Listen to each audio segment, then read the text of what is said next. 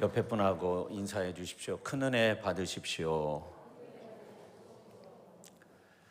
부활의 예수님을 만나 한순간 핍박자 사울이 전도자 바울 되어진 모습과 똑같은 경험을 한 그 인도의 성자라고 불리는 썬다싱이 있습니다.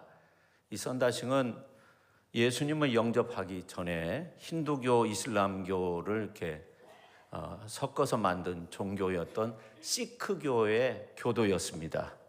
어렸을 때부터 썬다싱은 철저한 시크 교도의 훈련을 이렇게 받고 자랐어요. 그래서 그 마을에 하나님의 복음을 전하기 위해서 온 선교사가 얼마나 미운지 이 선교사가 세운 학교에 돌을 던지곤 했습니다. 한 번은 썬다싱이 선교사가 세운 학교에 다니는 아이들을 모아놓고 성경책을 불사르면서 얘들아, 하나님이 참 신이면 성경을 불태우는 나를 가만히 둘까 하면서 성경을 불태운 거예요. 놀랍게 그날 밤부터 아프기 시작해가지고 3일 동안 아무것도 먹지 못하고 학교도 가지 못하고 이틀이 지난 이후에 갑자기 죽음이 엄습해오는 그런 두려움을 갖게 되었고, 그때부터 하나님 살려주세요, 그런 말이 나오기 시작했다고 합니다. 나중에는 이제 하나님 한 번만 만나주세요, 그렇게 기도하게 되었고, 3일째 되는 날 새벽 5시에 빛나는 광채 속에서 한 분을 만나게 되었어요. 누구십니까? 내가 바로 하나님이 보내신 예수 그리스도다 하면서 못자국과 창자국을 보여주면서 나를 믿으라, 내가 너의 죄를 용서하기 위해서 십자가에 못 박혔다, 그런 말을 했다고 합니다.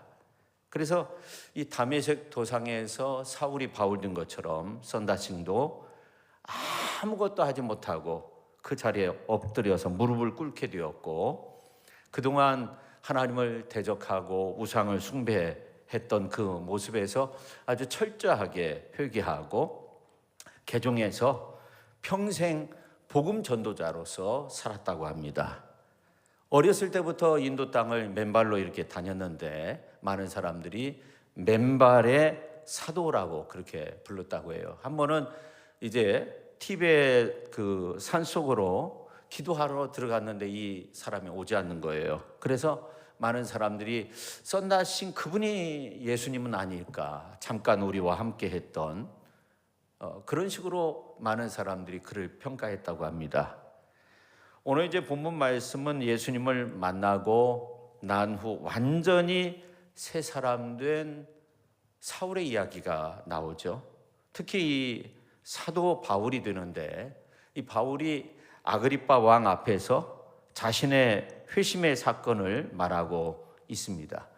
그때 단 한 구절로 그렇게 표현을 하고 있는데, 오늘 이제 18절에 있는 말씀이에요. 그 눈을 뜨게 하여 어둠에서 빛으로 사단의 권세에서 하나님께로 돌아오게 하고 죄 사함과 나를 믿어 거룩하게 된 무리 가운데서 기업을 얻게 하리라 하더이다, 그렇게 말씀하고 있어요. 이 말씀은 한 사람의 어떤 그 회심담이 아니라 죄인들을 구원하시는 구속사의 위대한 강물이 어디서 발원하여서 어디로 흘러가는가를 보여주는 구원의 강물줄기를 그려주는 지도와 같다, 그렇게 생각을 합니다. 이 복음이라고 하는 것은 인간의 결심으로 얻어지는 것이 아닙니다. 하나님의 강권적인 은혜로 우리에게 보여주시는 것이고, 우리는 복음을 통해 사단의 권세에서 하나님의 나라로 옮겨지는 출애굽의 경험을 하게 되는 겁니다. 이렇게 복음을 통해 우리 인간은 단순히 기분이 좀 좋아지거나 이런 것이 아니라 우리의 영혼의 눈이 뜨여지고 새 삶을 향한 도약을 이루게 되는 겁니다. 그러므로 우리는 오늘 이제 말씀을 통해서 하나님이 우리의 한 영혼 한 영혼을 어떻게 붙드시고 또 어떻게 열어주시고 어떻게 변화시켜 주시고 어떻게 옮기시는가, 또 어떤 은혜를 우리에게 기업으로 주시는가, 이러한 것들을 살펴보며 함께 은혜를 나누고자 합니다. 오늘 이제 18절에 있는 말씀을 보면 어둠에서 빛으로라는 이러한 말씀이 나오는데, 이것은 인간 존재의 실상을 말하는 거예요. 이 성경에서 말하는 어둠, 헬라어로 스코토스는 빛의 부족이 아닌 생명의 부재를 말합니다. 미지의 길이 아닌 잘못된 길을 말합니다. 그야말로 영혼의 죽음의 상태를 의미하는 거예요. 사람의 죄가 사람의 지성, 양심, 의지를 얼마나 어둡게 만드는가 하는 것을 보여줍니다. 철학에서는 인간이 스스로 어느 정도 이제 자신을 합리화시킬 수 있고 또 변호할 수 있다고 그렇게 말합니다. 그러나 성경에서는 인간을 조금만 더 배우면 생명의 빛으로 나아갈 수 있는 그러한 존재라고 말하지 않습니다. 인간이 조금만 더 노력하면 생명의 약동을 일으킬 수 있는 그러한 존재로 보지 않습니다. 오늘 사도 바울의 표현으로 보면 눈이 감긴 존재, 정확히 말하면 하나님이 눈을 열어주셔야만이 정확히 볼 수 있는 그런 존재라고 말하고 있습니다. 이 사도 바울의 회심 이전의 모습을 생각해 보면 이 바울은 종교적 열심이 뜨거웠고 엄격한 율법주의자였습니다. 전통에 충실했고 자기 확신으로 가득 차 있었습니다. 그럼에도 그는 자신이 어둠 속에 있다는 사실을 전혀 몰랐어요. 내가 어둠 속에 있다는 자각마저 어둠이 빼앗아간 거예요. 그래서 성경에 보면 스데반 집사가 예루살렘에서 하나님의 복음을 전하다가 돌에 맞아 죽는 것을 옳게 여겼고, 그것도 부족해서 다메섹에 있는 크리스찬들을 잡아오기 위해서 병사들을 모집해서 앞장서서 나아갔습니다. 놀라운 것은 스데반이 순교할 때 돌에 맞아 죽게 되는데 돌을 던진 증인들이 겉옷을 벗어서 이 사울 앞에, 바울 앞에 둔 거예요.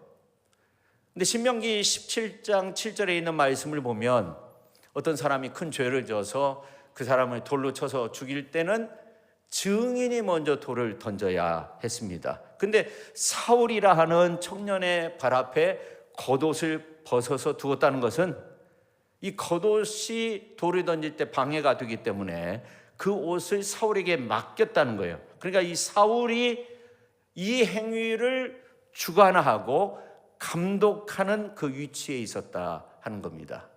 그래서 사도행전 7장 58절에 있는 말씀을 보면 성 밖으로 내치고 돌로 칠세 증인들이 옷을 벗어 사울이라 하는 청년의 발 앞에 두니라, 그렇게 말씀하고 있는데 사울이 기독교 박해의 새로운 주동자가 되었다 하는 것을 상징적으로 보여주는 말씀으로 그렇게 우리가 해석할 수 있습니다. 그런데 그런 사울이 다메섹 도상에서 부활의 예수님을 만나서 전도자 바울이 된 거예요. 이렇게 이 바울의 회심이라고 하는 것은 하나님의 역사하심이 있었던 거죠. 하나님이 역사하지 않으면 누구도 영적인 눈을 뜰 수가 없는 거예요.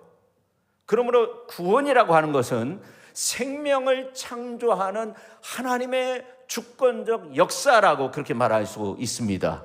그래서 오늘 이제 아그리빠 왕 앞에서 사도 바울이 자신의 회심의 사건을 이렇게 말하고 있어요. 18절에 있는 말씀을 보면 그 눈을 뜨게 하여 어둠에서 빛으로 사단의 권세에서 하나님께로 돌아오게 하고 죄 사함과 나를 믿어 거룩하게 된 무리 가운데에서 기업을 얻게 하리라 하더이다, 그렇게 말씀하고 있어요. 이 말씀을 오늘 이제 그 본문 말씀 23절이나 이러한 말씀 이렇게 보면 결국 이 사도 바울이 이스라엘과 이방인들에게 하나님의 복음을 비추도록 하나님께서 부르셨다는 거예요. 빛의 증거자가 되도록 구원의 빛을 전하라, 그렇게 말씀하셨다는 겁니다. 저는 오늘 이제 이 18절 말씀이 참 중요한데 우리가 이 말씀을 묵상해 보면 한 5개의 굵은 밧줄이 하늘로부터 우리에게 내려오는 그런 느낌을 얻을 수 있다고 생각해요. 첫 번째 밧줄은 뭐냐면 영적인 구원의 눈을 뜨게 하신다 하는 겁니다. 여러분, 이 구원은 마음에서 일어나는 감정적 사건이면서 동시에 보이지 않는 통치의 영역에서 일어나는 법적인 대전환입니다. 이러한 전환은 예수님을 믿음으로 은혜의 눈물로 그렇게 시작될 수 있지만 그 눈물은 영원히 지워지지 않는 생명책의 기록으로 변하지 않는 고귀한 구원의 역사를 이루게 되는 거죠. 여러분, 요한계시록에 보면 21장에 있는 말씀을 보면 너무나도 찬란한 그 천국의 모습을 묘사하면서 26절, 27절에 있는 말씀을 보면 사람들이 만국의 영광과 존귀를 가지고 그리로 들어가겠고 무엇이든지 속된 것이나 가증한 일 또는 거짓말하는 자는 결코 그리로 들어가지 못하되 오직 어린 양의 생명책에 기록된 자들만 들어가리라.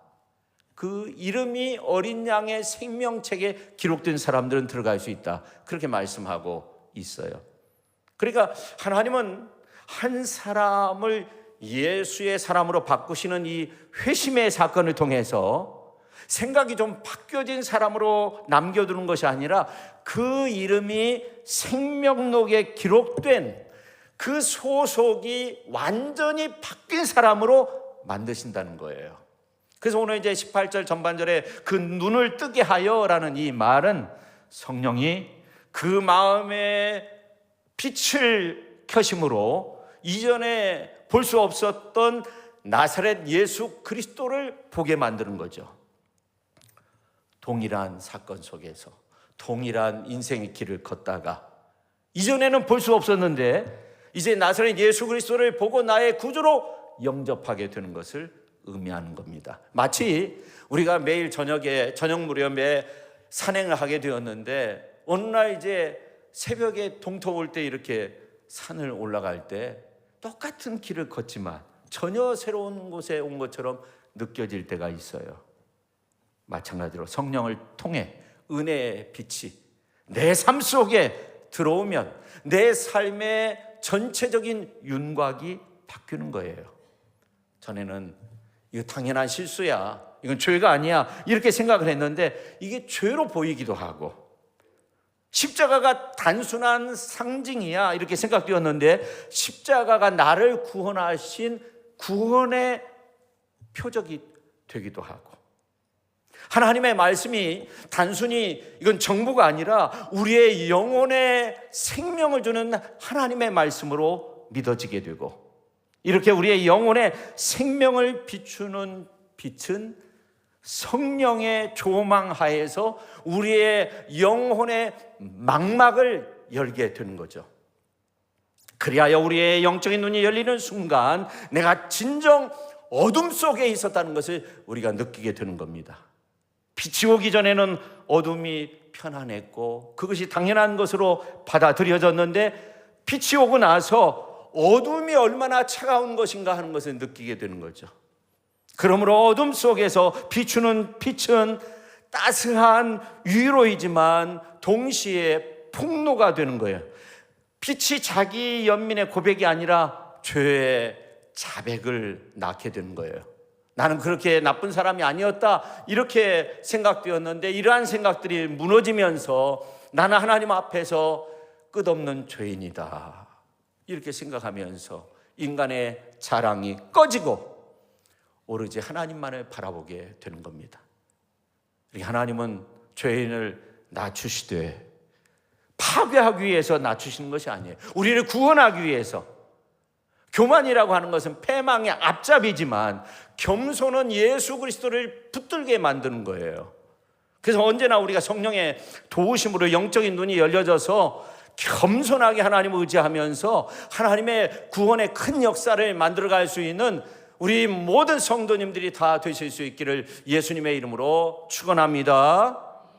자, 그 다음에 두 번째 밧줄은 어둠에서 빛으로 존재의 좌표가 바뀌게 된다는 거예요. 성경에서 빛을 영적으로 보면 하나님의 자기 계시, 그분의 거룩, 그분의 생명을 의미합니다. 근데 오늘 18절 전반절에 나오는 어둠에서 빛으로 나온다는 이 말은 하나님을 알게 된다는 그러한 뜻이죠. 하나님을 사랑하는 쪽으로 마음이 움직이기 시작한 거예요. 심장이 뛰는 거예요. 그 빛은 차가운 빛이 아니에요. 뜨거운 빛이에요. 그 빛은 어둠을 드러내고 더 나아가 죄를 다 태워버리는 불까지도 함께 임하는 빛입니다. 십자가의 빛은 심판이면서 동시에 용서의 빛이 되는 겁니다. 그렇습니다. 회심은 어둠에서 조금 덜 어두운 곳으로 옮겨가는 것이 아니라 완전히 나를 다른 빛의 왕국으로 옮기는 거예요.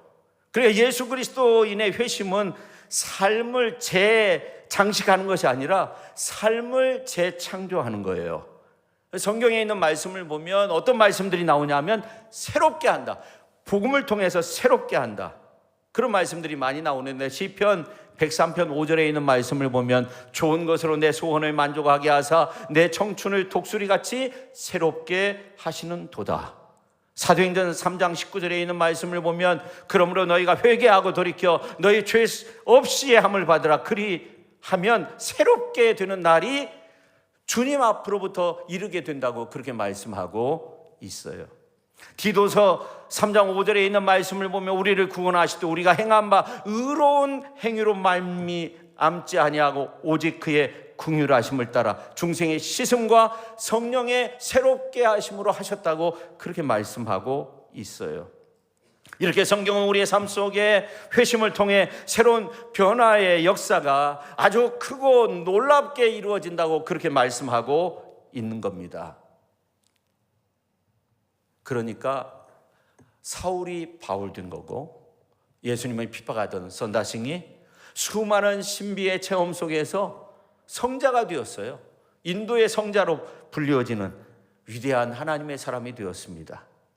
오늘 우리들도 중생의 씻음과 성령의 새롭게 하심으로 완전한 변화의 역사가 오늘 우리의 삶 속에 우리의 인생길을 걸을 때 또 우리 존재 자체가 그렇게 변화되는 놀라운 은혜가 함께하고 있는 줄로 믿으시기를 바랍니다.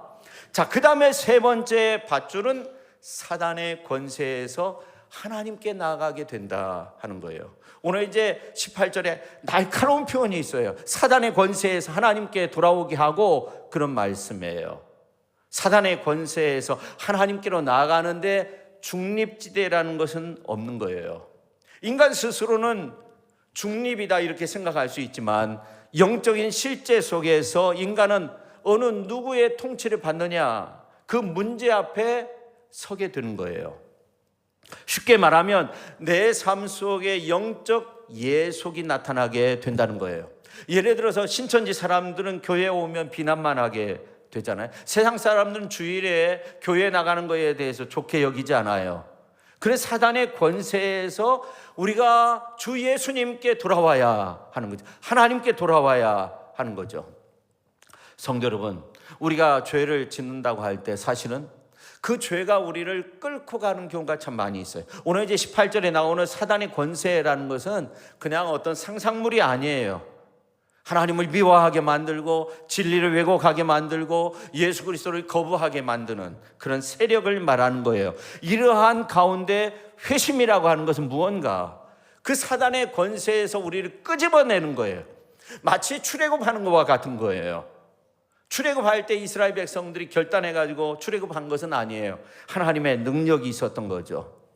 주의 종에 있던 우리를 하나님의 종으로 영적 예속이 옮겨지는 것은 인간의 의지로 어느 날 내가 이사해야 되겠다 이렇게 날 잡아가지고 되는 것이 아니라 왕 되신 하나님의 말씀을 통해서 우리가 참 구원을 얻게 되는 겁니다.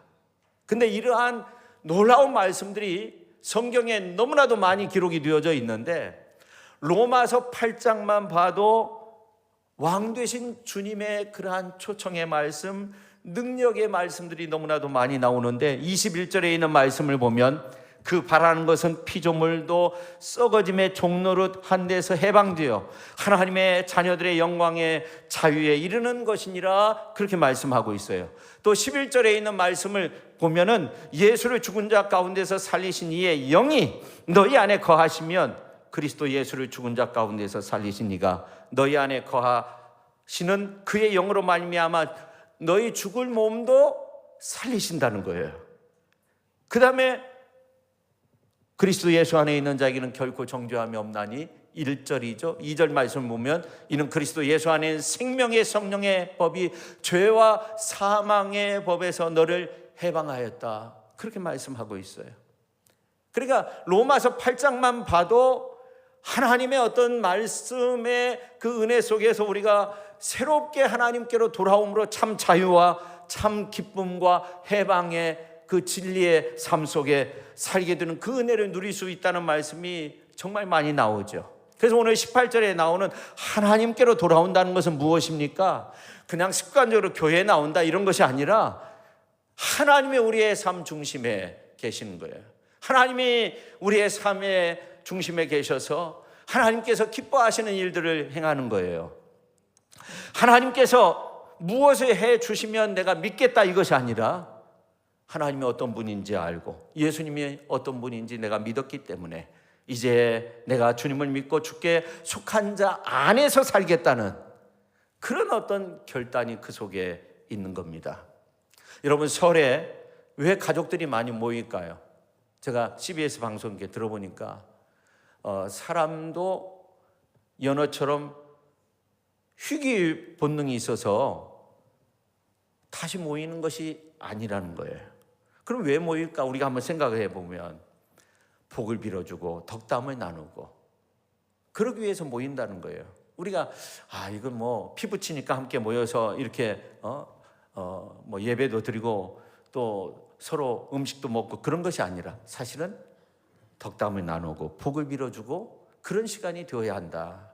그런 내용을 듣고 참 그렇구나 그런 생각을 했는데, 여러분, 새해에는 우리 모든 믿음의 가족들이 하나님의 영광을 드러낼 수 있는 그러한 은총을 누릴 수 있기를 예수님의 이름으로 축원합니다. 오늘 이 자리에 함께한 모든 분들이, 모든 주의 백성들이 하나님의 영광을 드러낼 수 있는 그러한 은총의 삶이 될 수 있기를 예수님의 이름으로 축원합니다. 그래서 이 사단의 권세에서 하나님께로 나가야 된다 하는 것을 말씀하고, 네 번째 밧줄은 이제 복음의 심장부가 등장하는데 그게 뭐냐면 죄사함이다 하는 거예요. 영적인 눈이 뜨여지는 것과 사단의 권세에서 하나님께로 나오는 것, 또 하나님의 통치권의 그 전환, 하나님께서 내 삶 중심에 계시고, 근데 이러한 모든 것들을 통해서 궁극적으로 무엇을 선언하고 있냐면 죄사함을 얻었다, 의롭게 되었다 하는 겁니다. 여러분, 죄사함을 얻었다는 것은 영적인 대선언인 거예요. 민주국가에서 가장 중요한 원칙이 있어요. 삼권 분립의 원칙. 입법, 사법, 행정 분리되어야 한다. 근데 우리나라 대통령이 행사하는 권한 가운데는요, 이러한 것들을 완전히 뛰어넘을 수 있는 대단한 그러한 어떤 권리가 있어요. 그건 뭐냐면 사면권이에요. 사형받은 사람도 사면하면 다 용서함을 받는 거예요. 그래서 이 사면권 때문에 대권이라고 그런 말이 나왔다고 해요. 근데 여러분, 영적으로 죄 사함을 받는다는 거, 그 선언이 얼마나 대단한 것입니까? 오늘 이제 말씀의 배경을 보면 이 베스도라는 신임 총독이 있었어요. 근데 이 총독이 이 바울이 나는 시민권, 로마 시민권이 있기 때문에 나는 가이사한테 가서 재판을 받아야 되겠다. 그런 가운데서 이제 그 감옥 속에 있었는데 이 바울을 끄집어내 가지고 아그리파 왕과 함께 신문을 하는 그러한 모습이 나와요. 왜냐하면 이제 보고서를 가이사에게 보내야 되기 때문에 그렇습니다. 근데 결론은 뭐냐면 신문을 받는 과정 속에서 사도 바울이 한 말이 복음의 대선언, 용서, 죄사함의 대선언을 말씀하고 있다는 겁니다. 예수 그리스도께서 우리 대신 십자가에 달려 죽으심으로 말미암아 우리의 죄가 사함을 받게 되었어요. 예수님이 흘리신 보배로운 피로 인해서 우리의 모든 죄와 허물이 씻음받게 되었어요. 우리가 죄 사함을 얻기 위해서는 반드시 십자가의 대속이 필요한 거예요. 예수 그리스도의 그 십자가의 대속의 은혜가 없으면 우리는 죄사함을 받을 수 없는 거예요. 성경에 로마서 6장 23절에 보니까 죄의 싹은 사망이고 하나님의 은사는 그리스도 예수 안에 있는 영생이라고 그렇게 말씀하고 있어요. 우리는 십자가의 은혜를 통해서만이, 그리고 부활의 능력 안에서만이 우리의 죄가 탕감받고 우리가 하나님 앞에서 의롭다함을 얻게 되는 거예요. 하나님은 죄와 사망 가운데 있는 우리를 못 본 채 하지 않았어요. 우리를 구원하기 위해서 독생성자 예수 그리스도를 십자가에 우리 대신 매다신 거예요. 그래서 예수님이 십자가상에서 엘리 엘리 나마 사막다니 하면서 외치잖아요. 나의 하나님 나의 하나님 어찌하여 나를 버리십니까? 아버지라고 그렇게 부른 것도 아니에요. 복음은 놀라운 소식을 우리에게 전하는 거예요. 우리의 심판이, 우리의 죄가 예수 그리스도께 전가되었다는 거예요. 그분께 다 전가되었고 그분의 의가 우리에게 전가되었다는 거예요. 그래서 우리는 예수님 안에서 의롭게 되었다는 겁니다. 칭의가 회심의 중심이라는 거죠. 회심이 아무리 눈물겨워도 의롭다 하심을 얻는 그 은혜가 없으면 결국 어떻게 보면 자신의 얼굴을 드러내는 그런 모습만 되는 거예요. 그래서 우리가 예수 그리스도를 통한 그 칭의로서 우리가 살 때 이 회심은 은혜의 결과로 꽃이 피어지고 감사의 열매로 아름다운 축복의 삶을 살게 될 줄로 믿습니다. 자, 그 다음에 이제 다섯 번째 밧줄은 뭐냐면 나를 믿어 거룩하게 된 무리 가운데서 기업을 얻게 하신다, 그렇게 말씀하고 있어요. 이 복음이라고 하는 것은 죄 사함으로 끝나는 것이 아니라는 거죠. 복음은 더 나아가 상속으로 나가는 거예요. 하나님 우리를 용서하실 뿐만 아니라 우리를 하나님의 자녀 삼으셔서 하나님을 아빠라고 부르짖으며 살아갈 수 있도록 하나님의 은혜, 축복을 받을 수 있는 상속자로 우리를 삼으셨다는 겁니다. 여러분, 잭슨 왕이 얼마나 큰 부자입니까? 그 자녀들 정말 엄청난 것들을 얻었을 거예요. 그러나 우리 부모에게 나는 받은 것이 없어 서운해할 필요가 없어요. 하나님께 받으면 돼요. 하나님이 가지고 있는 부활의 창고는요, 상상할 수 없는 것들이 많이 있습니다. 성도 여러분, 오늘 본문 말씀에 나오는 죄사함은 과거, 현재 여기에서 그치지 않아요. 성도가 하나님을 믿고 하나님의 자녀가 되었다는 것은 과거, 현재의 정체성을 새롭게 해주는 거잖아요. 그잖아요. 과거에 내 모든 죄가, 나의 허물이 다 씻음받음으로 내가 하나님의 자녀가 되었다. 이걸 새로운 모습으로 나를 세워주는 거예요. 근데 여기에서 멈추지 않는다는 거예요. 오늘 이제 말씀해 보니까 성도에게 예비된 기업이 있다는 거예요. 미래의 소망으로 와 닿는 그러한 은혜가 있다는 거예요. 그러니까 하나님은 과거, 현재, 미래까지도 우리의 삶을 책임져 주시는 분이 되신다고 오늘 18절에서 그렇게 말씀하고 있는 거예요. 그래서 오늘 이제 말씀해 보니까 나를 믿어 거룩하게 된 무리 가운데서 기업을 얻게 하리라, 그렇게 말씀하고 있어요. 이거는요, 우리가 죽어서 천국 가는 거 그것뿐만 아니라 하나님의 자녀들이 이 땅에서 누리게 되는 권리가 있다는 거예요.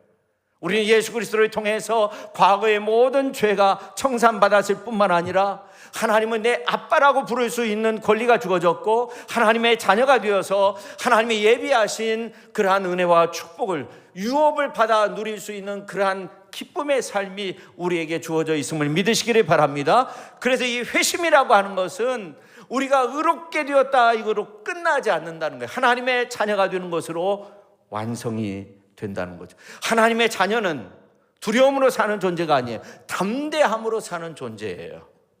우리는 사랑을 받기 위해 애쓰는 존재가 아니라 우리는 사랑받은 존재로 이 땅에 태어난 거예요.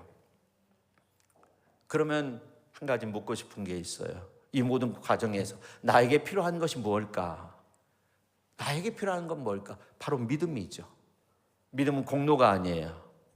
믿음은 마치 내 손이 비어 있는데 하나님이 내 손을 꼭 붙잡아 주시는 그거와 같은 거예요. 그래서 능력이 손에 붙잡힌 바 된 가운데서 사는 거죠.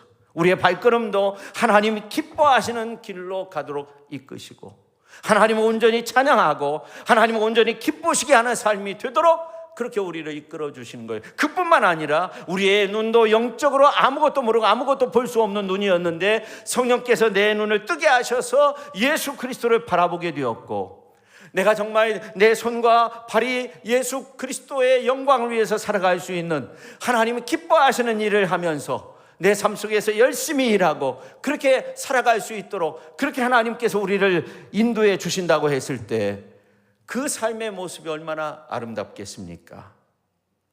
여러분, 믿음은 내가 얼마나 결단했는가 여기서 그치지 않습니다. 그분이 얼마나 충분하신가 하는 것을 말하고 있는 겁니다. 여러분의 오늘의 감동이 아무리 크더라도 그 감동이 예수 그리스도를 향하지 않고 있으면, 하나님을 향하지 않고 있으면 그 감동은 오래갈 수 없는 겁니다. 오늘 이 순간이 사울이 바울 되는 그러한 능력의 빛이 오늘 우리 가운데 확 비춰지는 그러한 축복의 역사로 가득할 수 있기를 예수님의 이름으로 축원합니다. 그래서 예수 그리스도를 향한 믿음과 또 예수 그리스도를 향한 눈물이 정말로 어떤 어려움이 지나간 후에도 계속적으로 남게 되어지는, 그래서 우리의 신앙이 예수 그리스도의 십자가의 은혜와 부활의 그 실제의 능력 안에 정말로 박혀있게 되는 그런 능력의 삶의 주인공들이 다 될 수 있기를 예수님의 이름으로 축원합니다. 저는 이런 질문을 다시 한번 드리고 싶어요. 나는 그러면 정말로 영적인 눈이 띄어져 있는가? 나는 정말 어둠에서 빛으로 옮겨졌는가? 나는 정말 죄사함의 은총 가운데 머물러 있는가? 나는 정말 예수님을 믿어 거룩하게 된 무리 가운데서 기업을 얻게 되었는가 하는 겁니다. 여러분, 이러한 질문 굉장히 중요한 질문이에요. 오래전 한 광산에서 이제 그 갱도가 무너져서 광부들이 묻히게 되었어요. 공기는 탁하고 아무것도 보이지 않게 되었습니다. 근데 이 구조대가 그 바위를 뚫고 들어오는 거예요. 장비만 들어온 것이 아니라 손전등 하나가 주어졌어요. 그것을 켜는 순간 어둠 자체가 다 사라지는 것은 아니지만 어둠의 지배가 깨지게 되는 거죠. 서로의 얼굴이 보이고 출구의 반항이 보이고 살 수 있다는 소망을 갖게 된 거예요. 근데 중요한 것은 광부들이 그 빛을 만들어낸 것이 아니라 그 빛을 받은 거죠. 우리가 할 일은 그 빛을 따라 손을 내밀고 구조대의 인도에 자신을 맡기는 거예요. 회심이라는 것은 바로 이러한 것입니다. 복음의 빛이 내 안에 켜졌다는 것은 내가 그 빛을 발명했다는 것이 아니라 구원의 빛, 생명의 빛 되신 예수 그리스도께서 나를 찾아오셨다는 거예요. 그분의 빛은 길을 보여줄 뿐만 아니라 그분 자체가 길이 되시고 진리가 되시고 생명이 되십니다. 그래서 죄를 미워하게 되고 죄를 합리화했던 그러한 마음이 다 사라지게 되고 예수님을 사랑하게 되고 예수의 이름이 나에게 정말 생명력 있게 다가오고 예배 시간이 그냥 형식적인 그러한 시간이 아니라 하나님과의 만남의 시간이 되고 세상이 전부가 아닌 것을 깨닫게 되는 것입니다. 성도 여러분, 이 회심은 자서전의 한 페이지가 아니라 하나님의 구속사의 한 장면입니다.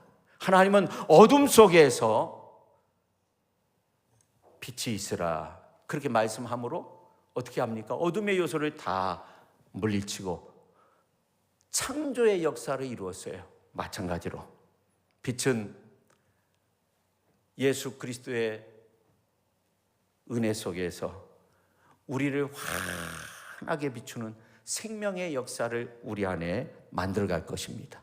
예수님이 세상의 빛이라고 했습니다. 그 빛은 화려한 조명처럼 사람들을 돋보이게 하는 것은 아닙니다. 그 빛은 십자가의 낮아짐으로 자신을 내어주는 사랑으로 우리를 비춥니다. 성도 여러분, 아직도 여러분의 마음속에 어둠이 무겁게 깔려 있습니까? 아직도 내 속에 죄책이 계속적으로 나를 향해 속삭이고 있습니까? 너는 안 돼. 그런 마음 속에 있습니까? 오늘 사도행전 26장 18절에 있는 말씀은 분명히 우리에게 말하고 있어요. 하나님께로 돌아오면 하나님이 영적인 눈을 뜨게 해주신다는 거예요. 그뿐만 아니라 하나님이 죄사함을 주신다는 거예요. 근데 여기에서 멈추지 않아요. 하나님이 우리에게 기업을 주신다는 거예요. 여러분, 이 회심이라고 하는 거, 내가 예수님을 믿어 새 사람이 되었다는 거, 이거는요 강한 특권이 있는 사람들에게 주어지는 것이 아니에요. 권력이 있고 힘이 있고 능력이 있는 사람에게 주어지는 것이 아니라 무너진 가슴에 부서진 사람에게 주어지는 그런 은혜입니다. 바로 우리에게 주신 그 하나님의 은혜이죠. 저와 여러분에게 주신 그 하나님의 은혜입니다. 오늘 우리의 고백은요 아주 단순해져야 됩니다. 나는 어둠에 있었는데 빛으로 옮겨져야 하는 그런 마음이 있었는데 하나님이 나를 옮기셨다. 나는 사단의 권세 아래에 있었는데 그분이 나를 끄집어내셨다. 나는 죄책에 묶여서 살아갈 수밖에 없는 존재였는데 그분이 나의 모든 죄와 허물을 다 씻어주셨다. 그뿐만 아니라 그분이 나에게 기업을 주셨다. 이런 믿음도 사실은 하나님의 은혜의 선물입니다. 결국 구원은 처음부터 끝까지 은혜로 시작해서 은혜로 완성이 되는 겁니다. 여러분 살면서 여러분이 이렇게 기도했으면 좋겠습니다. 주여, 우리의 마음의 방마다 스며든 어두움을 드러내시고 이제 십자가의 빛으로 다 덮어주세요. 우리 사단의 권세에서 건져 하나님의 나라로 옮겨주세요. 죄사함의 기쁨을 새롭게 하시고 영원한 기업의 소망으로 오늘 현재 그리고 내일을 견딜 수 있게 해주세요. 회심의 은혜가 나의 기도가 되게 해주세요. 회심의 은혜가 내 삶이 되게 해주세요. 회심의 은혜가 나의 능력이 되게 해주세요.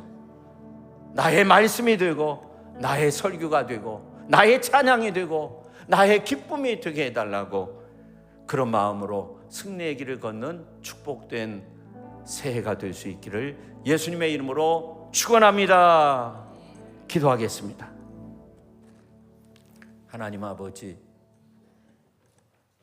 오늘 말씀을 통해서 어둠 속에서 빛으로 태어난 사람이 오늘 바로 나임을 알았습니다.